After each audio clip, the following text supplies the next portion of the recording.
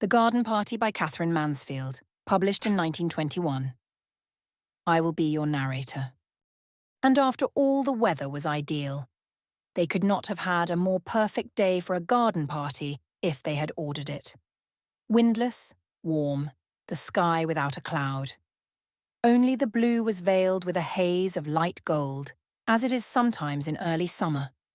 The gardener had been up since dawn, mowing the lawns and sweeping them, until the grass and the dark flat rosettes where the daisy plants had been seemed to shine. As for the roses, you could not help feeling they understood that roses are the only flowers that impress people at garden parties. The only flowers that everybody is certain of knowing. Hundreds, yes, literally hundreds, had come out in a single night. The green bushes bowed down as though they had been visited by archangels. Breakfast was not yet over before the men came to put up the marquee. Where do you want the marquee put, Mother? My dear child, it's no use asking me. I'm determined to leave everything to you children this year. Forget I am your mother. Treat me as an honoured guest. But Meg could not possibly go and supervise the men. She had washed her hair before breakfast, and she sat drinking her coffee in a green turban with a dark wet curl stamped on each cheek. Josie the butterfly always came down in a silk petticoat and a kimono jacket. You'll have to go, Laura. You're the artistic one. Away Laura flew, still holding her piece of bread and butter. It's so delicious to have an excuse for eating out of doors, and besides, she loved having to arrange things. She always felt she could do it so much better than anybody else. 4 men in their shirt sleeves stood grouped together on the garden path. They carried staves covered with rolls of canvas, and they had big tool bags slung on their backs. They looked impressive. Laura wished now that she had not got the bread and butter, but there was nowhere to put it, and she couldn't possibly throw it away. She blushed and tried to look severe and even a little bit short-sighted as she came up to them. 4 men in their shirt sleeves stood grouped together on the garden path. They carried staves covered with rolls of canvas, and they had big tool bags slung on their backs. They looked impressive. Laura wished now that she had not got the bread and butter, but there was nowhere to put it, and she couldn't possibly throw it away. She blushed and tried to look severe and even a little bit short-sighted as she came up to them. "Good morning," she said, copying her mother's voice. But that sounded so fearfully affected that she was ashamed and stammered like a little girl. "Oh, have you come? Is it about the marquee?" "That's right, miss," said the tallest of the men, a lanky, freckled fellow, and he shifted his tool bag, knocked back his straw hat, and smiled down at her. "That's about it." His smile was so easy, so friendly that Laura recovered. What nice eyes he had, small but such a dark blue. And now she looked at the others. They were smiling too. "Cheer up, we won't bite," their smiles seemed to say. How very nice workmen were. And what a beautiful morning. She mustn't mention the morning. She must be businesslike. The marquee. Well, what about the lily lawn? Would that do? And she pointed to the lily lawn with the hand that didn't hold the bread and butter. They turned. They stared in the direction. A little fat chap thrust out his underlip, and the tall fellow frowned. "I don't fancy it," said he. "Not conspicuous enough. You see, with a thing like a marquee. And he turned to Laura in his easy way. You want to put it somewhere where it'll give you a bang slap in the eye, if you follow me." Laura's upbringing made her wonder for a moment whether it was quite respectful of a workman to talk to her of bang slap in the eye, but she did quite follow him. "A corner of the tennis court," she suggested. "But the band's going to be in one corner." Gonna have a band, are you?" said another of the workmen. He was pale. He had a haggard look as his dark eyes scanned the tennis court. What was he thinking? "Only a very small band," said Laura gently. Perhaps he wouldn't mind so much if the band was quite small. But the tall fellow interrupted. "Look here, miss, that's the place. Against those trees. Over there. That'll do fine." Against the caracas. Then the caraca trees would be hidden, And they were so lovely with their broad, gleaming leaves and their clusters of yellow fruit. They were like trees you imagined growing on a desert island, proud, solitary, lifting their leaves and fruits to the sun in a kind of silent splendour. Must they be hidden by a marquee? They must. Already the men had shouldered their staves and were making for the place. Only the tall fellow was left. He bent down, pinched a sprig of lavender, put his thumb and forefinger to his nose, and snuffed up the smell. When Laura saw that gesture, she forgot all about the Caracas in her wonder at him, caring for things like that, caring for the smell of lavender. How many men that she knew would have done such a thing? Oh, how extraordinarily nice workmen were, she thought. Why couldn't she have workmen for her friends rather than the silly boys she danced with and who came to Sunday night supper? She would get on much better with men like these. It's all the fault, she decided, as the tall fellow drew something on the back of an envelope, something that was to be looped up or left to hang, of these absurd class distinctions. Well, for her part, she didn't feel them. Not a bit, not an atom. And now there came the chock-chock of wooden hammers. Someone whistled. Someone sang out, "Are you right there, matey?" "Matey!" The friendliness of it, just to prove how happy she was, just to show the tall fellow how at home she felt, and how she despised stupid conventions, Laura took a big bite of her bread and butter as she stared at the little drawing. She felt just like a work girl. Laura, where are you? Telephone, Laura. A voice cried from the house. Coming. Away she skimmed over the lawn, up the path, up the steps, across the veranda and into the porch. In the hall, her father and Laurie were brushing their hats, ready to go to the office. "I say, Laura," said Laurie very fast. "you might just give a squiz at my coat before this afternoon. See if it wants pressing." I will, said she. Suddenly she couldn't stop herself. She ran at Laurie and gave him a small, quick squeeze. Oh, I do love parties, don't you? Gasped Laura. "Rather," said Laurie's warm, boyish voice, and he squeezed his sister too and gave her a gentle push. "Dash off to the telephone, old girl." The telephone. Yes. Oh, yes. Kitty, good morning, dear. Come to lunch? Do, dear. Delighted, of course. It will only be a very scratch meal. Just the sandwich crusts and broken meringue shells and what's left over. Yes. Isn't it a perfect morning? You're white? Oh, I certainly should. One moment, hold the line. Mother's calling. And Laura sat back. What, Mother? Can't hear. Mrs. Sheridan's voice floated down the stairs. Tell her to wear that sweet hat she had on last Sunday. Mother says you're to wear that sweet hat you had on last Sunday. Good. 1 o'clock. Bye-bye. Laura put back the receiver, flung her arms over her head, took a deep breath, stretched, and let them fall. Huh, she sighed, and the moment after the sigh she sat up quickly. She was still, listening. All the doors in the house seemed to be open. The house was alive with soft, quick steps and running voices. The green baize door that led to the kitchen regions swung open and shut with a muffled thud. And now there came a long, chuckling, absurd sound. It was the heavy piano being moved on its stiff casters. But the air, if you stopped to notice, was the air always like this? Little faint winds were playing chase in at the tops of the windows, out at the doors. And there were 2 tiny spots of sun, one on the inkpot, one on a silver photograph frame, playing too. Darling little spots, especially the one on the inkpot lid. It was quite warm, a warm little silver star. She could have kissed it. The front doorbell pealed,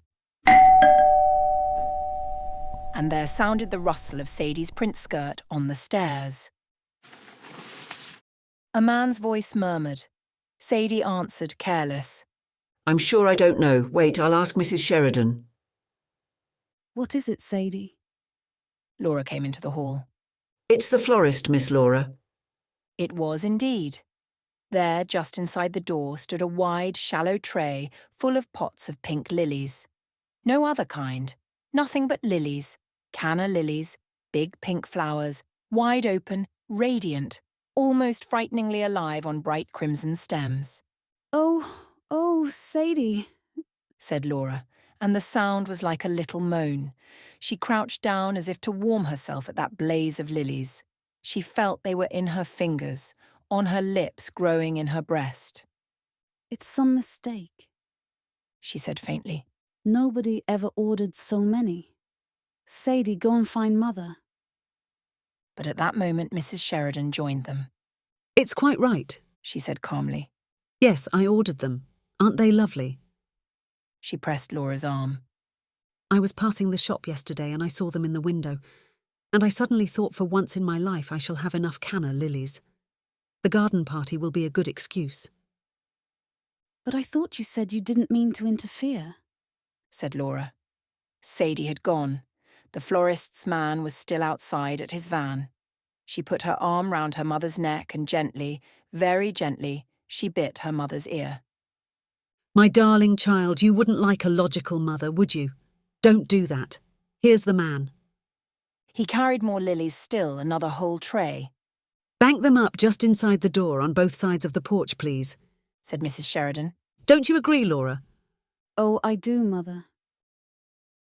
In the drawing room, Meg, Josie and good little Hans had at last succeeded in moving the piano. Now, if we put this Chesterfield against the wall and move everything out of the room except the chairs, don't you think? Quite. Hans, move these tables into the smoking room and bring a sweeper to take these marks off the carpet and... One moment, Hans. Josie loved giving orders to the servants, and they loved obeying her. She always made them feel they were taking part in some drama. Tell Mother and Miss Laura to come here at once. Very good, Miss Josie. She turned to Meg. I want to hear what the piano sounds like, just in case I'm asked to sing this afternoon. Let's try over This Life is Weary. The piano burst out so passionately that Josie's face changed. She clasped her hands. She looked mournfully and enigmatically at her mother and Laura as they came in.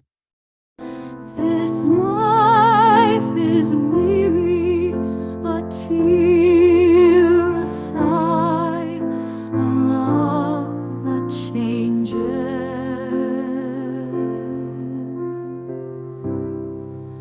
This life is weary, a tear, a sigh, a love that changes.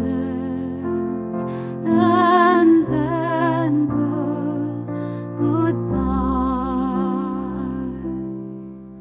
But at the word goodbye, and although the piano sounded more desperate than ever, her face broke into a brilliant, dreadfully unsympathetic smile. Aren't I in good voice, Mummy? She beamed. This life is weary, hope comes to die, a dream awakening.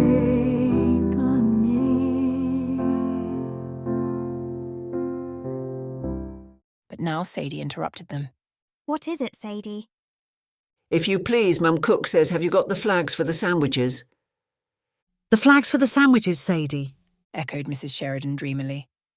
And the children knew by her face that she hadn't got them. Let me see. And she said to Sadie firmly, Tell Cook I'll let her have them in 10 minutes. Sadie went. Now, Laura, said her mother quickly. Come with me into the smoking room. I've got the names somewhere on the back of an envelope. You'll have to write them out for me. Meg, go upstairs this minute and take that wet thing off your head. Josie, run and finish dressing this instant. Do you hear me, children, or shall I have to tell your father when he comes home tonight? And Josie, pacify Cook if you do go into the kitchen, will you? I'm terrified of her this morning. The envelope was found at last behind the dining room clock, though how it had got there Mrs. Sheridan could not imagine. One of you children must have stolen it out of my bag because I remember vividly cream cheese and lemon curd. Have you done that? Yes. Egg and... Mrs. Sheridan held the envelope away from her. It looks like mice. It can't be mice, can it? Olive pet? Said Laura, looking over her shoulder. Yes, of course, Olive. What a horrible combination it sounds. Egg and olive. They were finished at last, and Laura took them off to the kitchen. She found Josie there pacifying the cook, who did not look at all terrifying. I have never seen such exquisite sandwiches, said Josie's rapturous voice. How many kinds did you say there were, cook? 15? 15, Miss Josie. Well, cook, I congratulate you. Cook swept up crusts with the long sandwich knife and smiled broadly. Godbers has come, announced Sadie, issuing out of the pantry. She had seen the man pass the window. That meant the cream puffs had come. Godbers were famous for their cream puffs. Nobody ever thought of making them at home. Bring them in and put them on the table, my girl, ordered Cook. Sadie brought them in and went back to the door. Of course, Laura and Josie were far too grown up to really care about such things.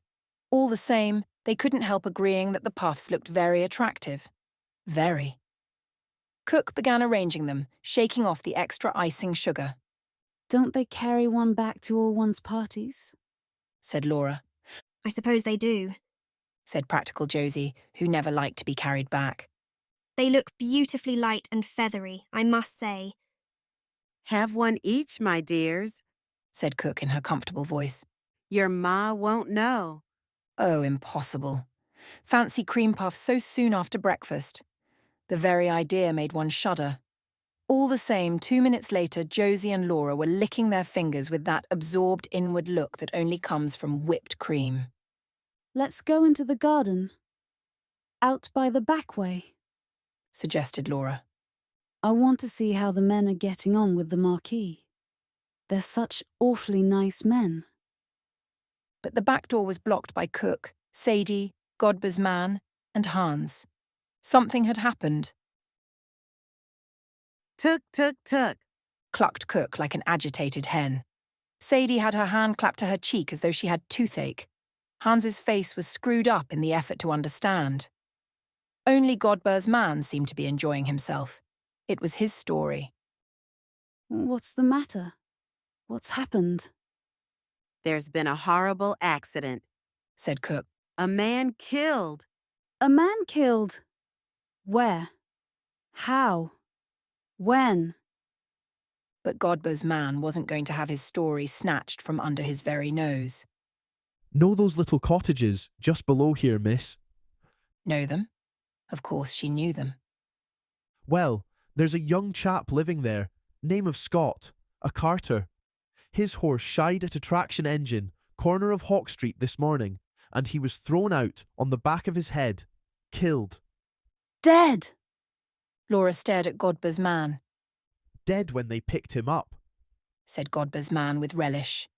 They were taking the body home as I come up here. And he said to the cook, He's left a wife and 5 little ones. Josie, come here.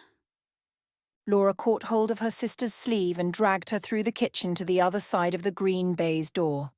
There she paused and leaned against it. Josie, she said, horrified. However, are we going to stop everything? Stop everything, Laura, cried Josie in astonishment. What do you mean? Stop the garden party, of course. Why did Josie pretend? But Josie was still more amazed. Stop the garden party. My dear Laura, don't be so absurd. Of course we can't do anything of the kind. Nobody expects us to. Don't be so extravagant. But we can't possibly have a garden party with a man dead just outside the front gate. That really was extravagant, for the little cottages were in a lane to themselves at the very bottom of a steep rise that led up to the house. A broad road ran between. True, they were far too near. They were the greatest possible eyesore, and they had no right to be in that neighbourhood at all. They were little mean dwellings painted a chocolate brown. In the garden patches there was nothing but cabbage stalks, sick hens, and tomato cans. The very smoke coming out of their chimneys was poverty-stricken. Little rags and shreds of smoke, so unlike the great silvery plumes that uncurled from the Sheridans' chimneys. Washerwomen lived in the lane, and sweeps and a cobbler, and a man whose house front was studded all over with minute bird cages. Children swarmed. When the Sheridans were little, they were forbidden to set foot there because of the revolting language and of what they might catch. But since they were grown up, Laura and Laurie on their prowls sometimes walked through. It was disgusting and sordid. They came out with a shudder. But still one must go everywhere. One must see everything. So through they went. And just think of what the band would sound like to that poor woman, said Laura. Oh, Laura! Josie began to be seriously annoyed. If you're going to stop a band playing every time someone has an accident, you'll lead a very strenuous life. I'm every bit as sorry about it as you. I feel just as sympathetic. Her eyes hardened. She looked at her sister just as she used to when they were little and fighting together. You won't bring a drunken workman back to life by being sentimental, she said softly. Drunk. Who said he was drunk? Laura turned furiously on Josie. She said, just as they had used to say on those occasions, I'm going straight up to tell Mother. Do, dear, cooed Josie. Mother, can I come into your room? Laura turned the big glass doorknob.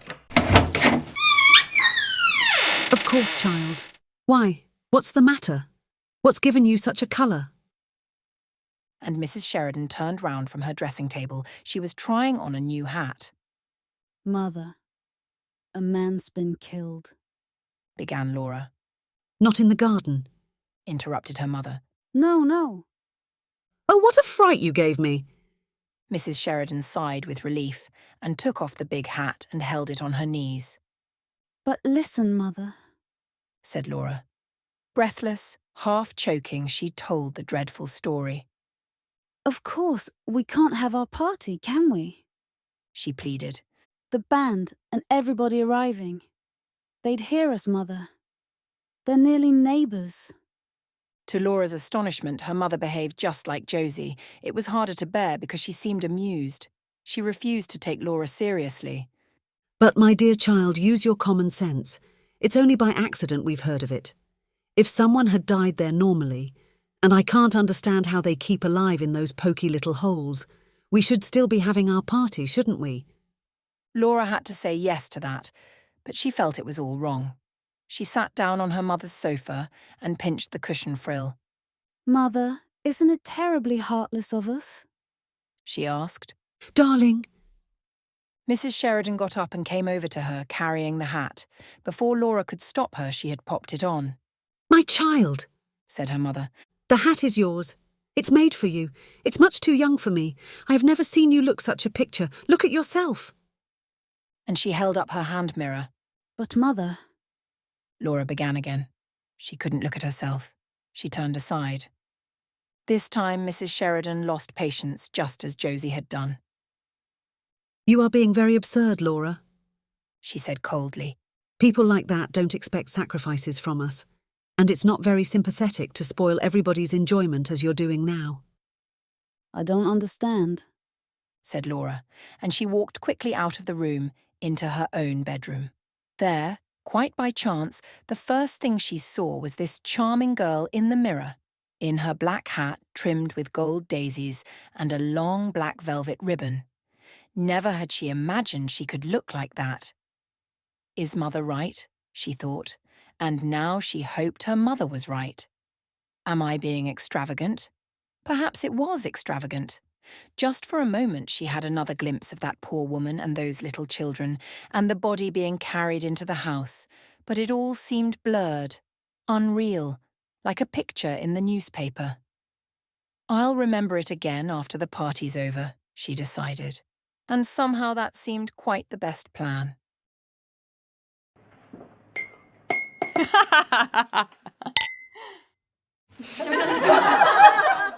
My dear, trilled Kitty Maitland, aren't they too like frogs for words?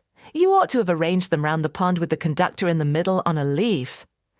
Laurie arrived and hailed them on his way to dress. At the sight of him, Laura remembered the accident again. She wanted to tell him. If Laurie agreed with the others, then it was bound to be all right. And she followed him into the hall. Laurie! Hello. He was halfway upstairs, but when he turned round and saw Laura, he suddenly puffed out his cheeks and goggled his eyes at her.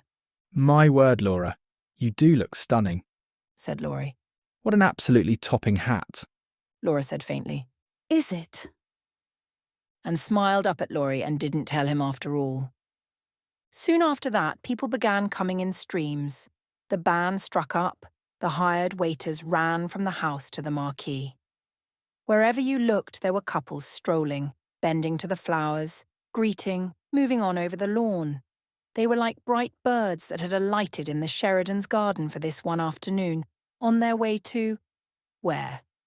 Ah, what happiness it is to be with people who all are happy, to press hands, press cheeks, smile into eyes. Darling Laura, how well you look. What a becoming hat, child. Laura, you look quite Spanish. I've never seen you look so striking. And Laura, glowing, answered softly. Have you had tea? Won't you have an ice? The passion fruit ices really are rather special. She ran to her father and begged him. Daddy, darling, can't the band have something to drink? And the perfect afternoon slowly ripened, slowly faded, slowly its petals closed. Never a more delightful garden party in our fair. The greatest success. Quite the most. Laura helped her mother with the goodbyes. They stood side by side in the porch till it was all over. All over, thank heaven, said Mrs. Sheridan. Round up the others, Laura. Let's go and have some fresh coffee. I'm exhausted. Yes, it's been very successful. But oh, these parties. Why will you children insist on giving parties? And they all of them sat down in the deserted marquee. Have a sandwich, Daddy dear. I wrote the flag. Thanks. Mr. Sheridan took a bite and the sandwich was gone. He took another. I suppose you didn't hear of a beastly accident that happened today? He said. My dear, said Mrs. Sheridan, holding up her hand. We did. It nearly ruined the party. Laura insisted we should put it off. Oh, Mother. Laura didn't want to be teased about it. It was a horrible affair all the same, said Mr. Sheridan. The chap was married too, lived just below in the lane, and leaves a wife and half a dozen kiddies, so they say. An awkward little silence fell. Mrs. Sheridan fidgeted with her cup. Really, it was very tactless of Father. Suddenly she looked up. There on the table were all those sandwiches, cakes, puffs, all uneaten, all going to be wasted. She had one of her brilliant ideas. I know, she said. Let's make up a basket. Let's send that poor creature some of this perfectly good food. At any rate, it will be the greatest treat for the children. Don't you agree? And she's sure to have neighbours calling in and so on.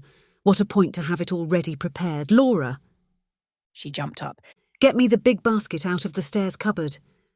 But, Mother, do you really think it's a good idea? Said Laura. Again, how curious. She seemed to be different from them all. To take scraps from their party. Would the poor woman really like that? Of course. What's the matter with you today? An hour or two ago you were insisting on us being sympathetic, and now... Oh, well. Laura ran for the basket. It was filled, it was heaped by her mother. Take it yourself, darling, said she. Run down just as you are. No, wait. Take the arum lilies too. People of that class are so impressed by arum lilies. The stems will ruin her lace frock, said practical Josie. So they would. Just in time. Only the basket then. And Laura? Her mother followed her out of the marquee. Don't on any account. What, Mother? No, better not put such ideas into the child's head. Nothing. Run along. It was just growing dusky as Laura shut their garden gates. A big dog ran by like a shadow. The road gleamed white, and down below in the hollow, the little cottages were in deep shade. How quiet it seemed after the afternoon. Here she was going down the hill to somewhere where a man lay dead, and she couldn't realize it. Why couldn't she? She stopped a minute, and it seemed to her that kisses, voices, tinkling spoons, laughter, the smell of crushed grass were somehow inside her. She had no room for anything else. How strange. She looked up at the pale sky, and all she thought was, yes, it was the most successful party. Now the broad road was crossed. The lane began smoky and dark. Women in shawls and men's tweed caps hurried by. Men hung over the palings, the children played in the doorways. A low hum came from the mean little cottages. In some of them there was a flicker of light, and a shadow, crab-like, moved across the window. Laura bent her head and hurried on. She wished now she had put on a coat. How her frock shone! And the big hat with the velvet streamer, if only it was another hat. Were the people looking at her? They must be. It was a mistake to have come. She knew all along it was a mistake. Should she go back even now? No. Too late. This was the house. It must be. A dark knot of people stood outside. Beside the gate, an old woman with a crutch sat in a chair watching. She had her feet on a newspaper. The voices stopped as Laura drew near. The group parted. It was as though she was expected, as though they had known she was coming here. Laura was terribly nervous. Tossing the velvet ribbon over her shoulder, she said to a woman standing by, "Is this Mrs. Scott's house?" And the woman, smiling queerly, said, "It is, my lass." Oh, to be away from this. She actually said, "Help me, God," as she walked up the tiny path and knocked. To be away from those staring eyes, or to be covered up in anything. One of those women's shawls, even. I'll just leave the basket and go, she decided. I shan't even wait for it to be emptied. Then the door opened. A little woman in black showed in the gloom. Laura said, "Are you Mrs. Scott?" But to her horror, the woman answered, "Walk in, please, miss." And she was shut in the passage. "No," said Laura. "I don't want to come in. I only want to leave this basket. Mother sent—" The little woman in the gloomy passage seemed not to have heard her. "Step this way, please, miss," she said in an oily voice, and Laura followed her.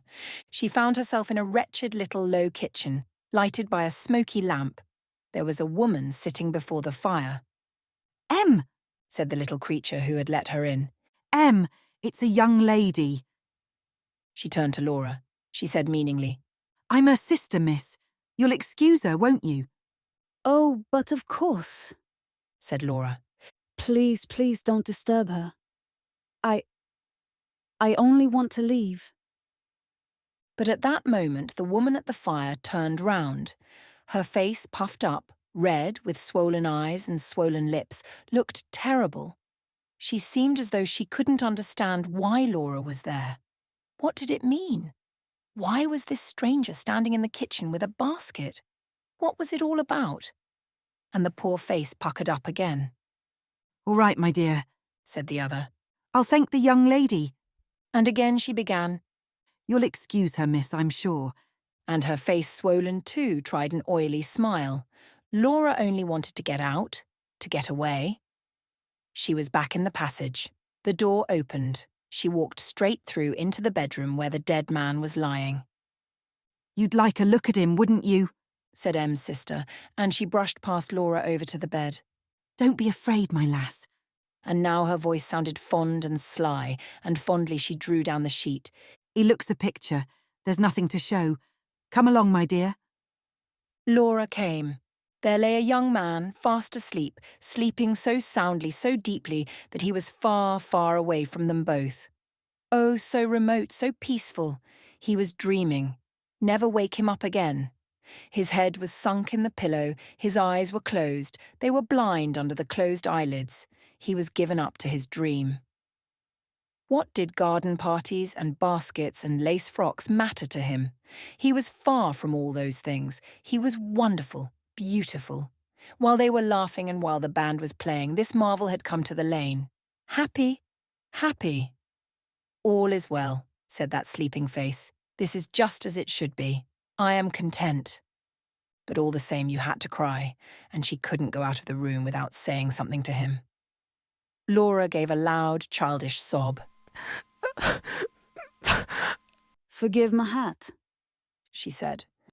And this time she didn't wait for M's sister. She found her way out of the door, down the path, past all those dark people. At the corner of the lane, she met Laurie. He stepped out of the shadow. Is that you, Laura? Yes. Mother was getting anxious. Was it all right? Yes, quite. Oh, Laurie. She took his arm. She pressed up against him. I say, you're not crying, are you? Asked her brother. Laura shook her head. She was. Laurie put his arm round her shoulder. Don't cry, he said in his warm, loving voice. Was it awful? No, sobbed Laura. It was simply marvellous. But Laurie... She stopped. She looked at her brother. Isn't life... she stammered. Isn't life... But what life was she couldn't explain. No matter, he quite understood. Isn't it, darling? Said Laurie. Thank you for listening to Katherine Mansfield's The Garden Party. Please remember to subscribe to this channel.